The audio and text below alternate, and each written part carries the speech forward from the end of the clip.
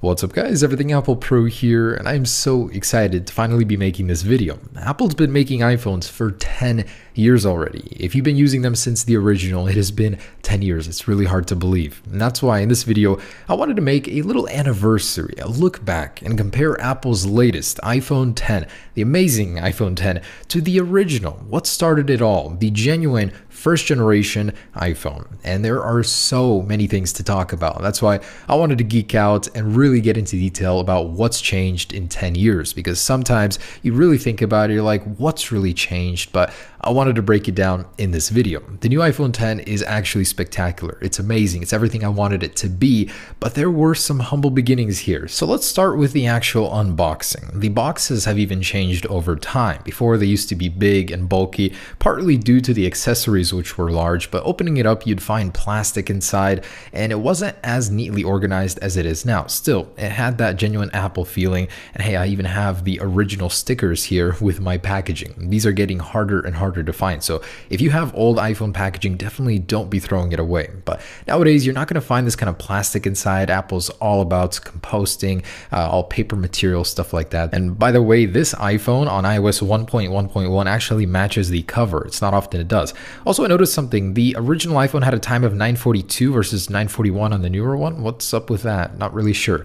So that's the original iPhone packaging. The new one, I'm sure you're all familiar with. There's probably a million videos out on YouTube, but it is still a special experience opening it up. Everything is packaged so neatly. It gives you a little sneak peek at that Apple ecosystem. It starts at the box and moves on from there. So I would definitely argue that these things haven't changed much. Yes, the iPhone 10 has become flatter, thinner, larger, but the overall design, the shape, the side curvature, everything is the same. And I love that the iPhone 10 has returned to its original form where you can almost use it with one hand. The original iPhone was so tiny you could definitely reach anywhere on that display with one finger, but overall I'd say both are very comfortable devices. The iPhone 10 is certainly true to its nature, being very comfortable and a slippery, sleek design, much like the original iPhone. At the time, most phones had keyboards and pop-out, fold-out features. It was so different than the competition. It's also kind of a cool coincidence that the original iPhone does have a sleek stainless steel border on the front of the phone. At the time, it matched Apple's aesthetics, but it's cool that the iPhone 10 also has a stainless steel border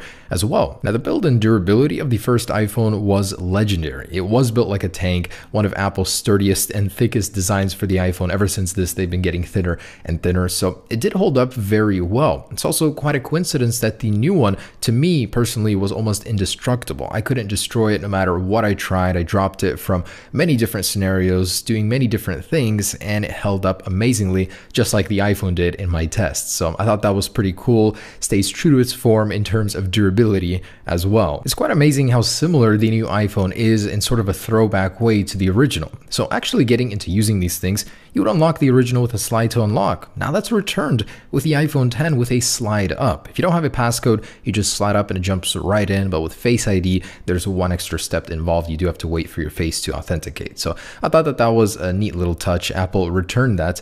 And it gets even better. Since this is a 10th anniversary iPhone, Apple did include the original wallpaper, but an improved version of it, of the Earth wallpaper. I thought that was cool. Also, there are 19 wallpapers on the first iPhone and on the new one, exactly 19. Now, the power buttons on both of these are incredibly comfortable to use. Apple made the new one on the iPhone 10 longer, easier to press, and the first one was just on the top, so it was pretty comfy. Passcode situation on the original was pretty dire, just a 4-digit passcode. On the new one, you had Face ID. So definitely a huge difference in terms of security. Now, ever since the first iPhone, the distinguishing feature of an iPhone was the home button. That's been removed on the iPhone 10. I guess replaced by the top notch. You can instantly identify it's an iPhone 10 by that, but it's a bit interesting life without a home button. The gestures, I gotta say, are amazing. They have made transitioning from a home button state to a no home button state so much easier. And I'd even say it's hard for me to go back to a home button after seeing how much easier it is to live with an iPhone 10. For example, the original iPhone, you kind of see how this is a flawed logic. You have to wait for the app to close, the animation to finish before you could switch,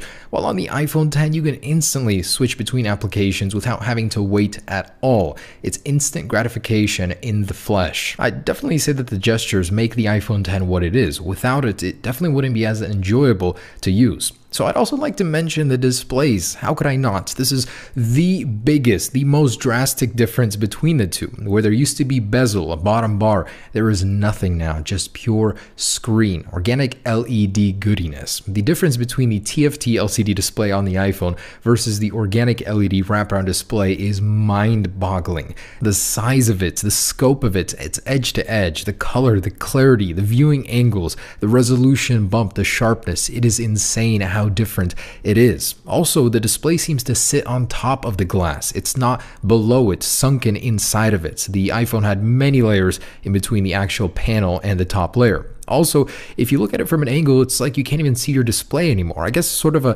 privacy security feature on the original iPhone, but on the iPhone X, one of the advantages of the organic LED display panel is the viewing angles. As you can see, it's a world of difference here. Also, the color clarity, deeper, richer colors, as well as blacks. The blacks are just pure black. They blend in with the bezels seamlessly, which is awesome. There's so much difference here just in the displays. Can you imagine the first iPhone had one of the most revolutionary smartphone displays when it went onto market, and now you can fit it into the corner of the iPhone X just like that. Reversed, the iPhone X, it shows up super big on the original iPhone's 320 by 480 display. In fact, you can fit the first iPhone's display about 15 times into the iPhone X's display. That's 1125 by 2436 pixels. Amazing. As far as software goes, 10 years makes a huge difference. The original iPhone is now on iOS 3.1.3, but it did originally ship with iPhone OS 1.0, devoid of any features, devoid of anything like swiping back, moving apps, copy paste, stuff like that.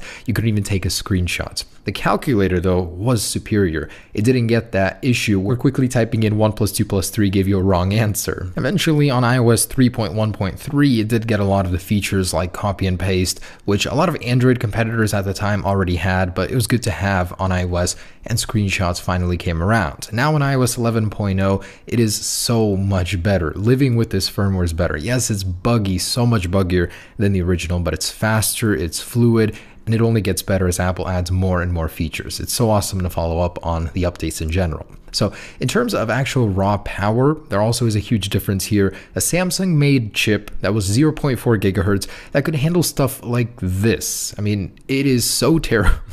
It is laughable, but at the time it was legendary to be able to use your accelerometer to play games. It was awesome, I gotta say. And this actually died on me, literally just died on me while playing. The iPhone X, we are spoiled, and if you guys have never had the original iPhones, you will never know where we came from. I mean, playing this kind of stuff, console quality games on your iPhone is pretty incredible. It is a little annoying on the iPhone X with the top notch. You do get used to it, but still, it's pretty cool to get that immersive full screen experience. Playing games like that is so cool. I've never experienced something like this on a smartphone. Even the Galaxy doesn't do it this well because it's not really edge to edge like the iPhone X is, so I thought that was pretty cool. Gaming is a world of difference between the two.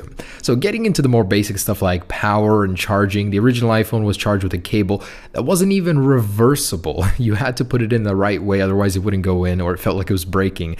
Now we have this fancy wireless charging on the iPhone X that has made my life so much more convenient. Actual battery power between the two, the first iPhone didn't even last a day. Many people had to charge it twice throughout the day. Now my iPhone X comfortably lasts an entire day and more if I really start to conserve. And comparing actual cameras is very fun. Back in the day when the iPhone just had a camera, that's it. It had a camera. That was the only spec it needed. No autofocus, no flash, no video, just a 2 megapixel camera. Actually comparing these images is pretty mind-blowing, seeing the difference between them. Although the original isn't too bad, it just seems super foggy. Like there is a film of fog over every picture you take. There's no detail, color, or life in any of the photos you take. Now on the iPhone X, it's perfectly suited to take a great picture every single time. All of these settings are automatically adjusted on the fly. Even selfies are possible now without front-facing camera. You don't have to reverse your phone every single time. It's just amazing how far we've come in the camera game alone, and I think Apple is pretty close to being on top with their cameras. Convenient stuff like Bluetooth headphones with the AirPods was a world we didn't really get to experience, or not me, I never had the original iPhone, but people back then. The closest thing to AirPods I'd have to say is the iPhone Bluetooth headset. It was actually pretty sophisticated, I'd say, at the time for what it was. You had to charge each one manually, but then again, you only had one. If you really wanted that AirPods experience, I wonder if this would work, but pairing it up with two and then trying to hack it and sync it somehow to play music, I wonder if that would work at all. I just thought that was interesting. But these share a striking resemblance to the AirPods. So there it is, guys, my comparison of Apple's first iPhone to Apple's newest iPhone. The difference is incredible. Just being able to sit here and overview both of these, compare them, was pretty awesome. And I hope you guys enjoyed it with me. It has been an amazing 10 years. This is what the culmination of 10 years has brought us. Can you imagine another 10 years from now? Will we even have phones? What'll it be then? I'm so excited, and I hope I'm here 10 years from now to share that journey with you. But thanks for watching, guys. It has been a pretty sobering experience to see this 10-year change. Hope you guys enjoyed it. Peace.